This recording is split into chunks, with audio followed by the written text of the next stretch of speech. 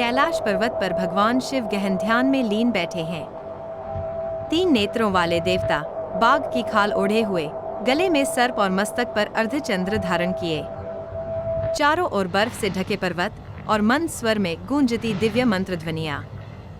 शिव का मुख शांत और गंभीर, नेत्र बंद, परम स्थिरता में लीन।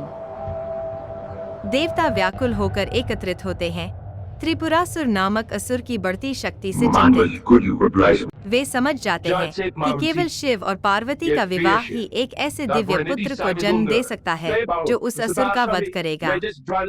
उनके मुख पर गहरी चिंता झलकती है और सबकी दृष्टि प्रेमदेव कामदेव की ओर उठती है। देवता हाथ जोड़कर कामदेव से विनती करते हैं, हे प्रेमदेव, शिव के ध्यान को भंग कीजिए, उनके हृदय में पार्वती के प्रति प्रेम की भावना जगाइए। केवल आपके सहयोग से ही संसार का उद्धार संभव है। कामदेव क्षण भर संकोच करते हैं, किंतु उनकी पत्नी रति आशा प्रिया